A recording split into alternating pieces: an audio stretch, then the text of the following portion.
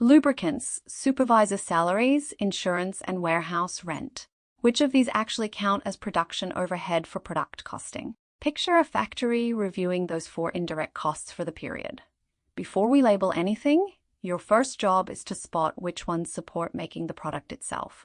In management accounting, we use the word overhead for any cost of making a product, providing a service, or running a department that cannot be traced directly and fully to that specific output. All overheads are built from 3 kinds of indirect cost: indirect materials, indirect labor, and indirect expenses. Every messy indirect item must fit into one of these 3 buckets. Indirect materials are materials used to support operations such as production or other functions, but which you cannot track directly and completely to each unit produced. Indirect labor is the cost of employees whose work supports production or other activities, yet whose effort cannot be directly and wholly attached to individual units of product or service. Indirect expenses are support costs that arise during operations but cannot be directly and entirely linked to particular products, services, or departments, like general insurance or rates. Once you have all the indirect materials, labor, and expenses, you regroup them by function: production, marketing and distribution, and administration. This functional split drives overhead analysis.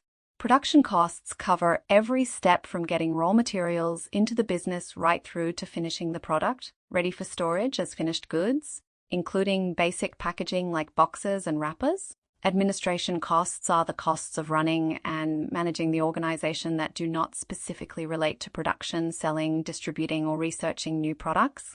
Marketing and distribution overheads cover 2 things: marketing efforts to create demand and win orders, and distribution work to handle finished goods from leaving production through to being dispatched.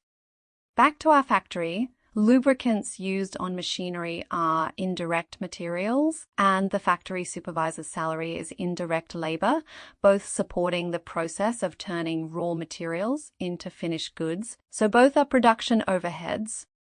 Insurance on company premises is an indirect expense. It is shared overhead that you allocate across production, marketing and distribution, or administration, depending on how each area uses the premises.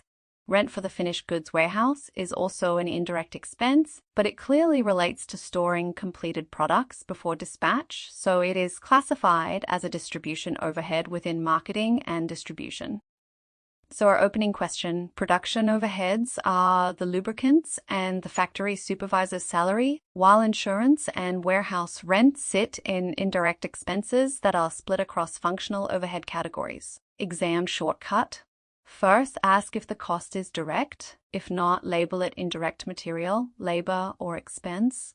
Then decide if it belongs to production, marketing and distribution, or administration. That 2-step will save marks. If this made overheads less mysterious, subscribe so you catch the next lesson when we start turning these functional overheads into usable product cost calculations, one clear breakdown at a time.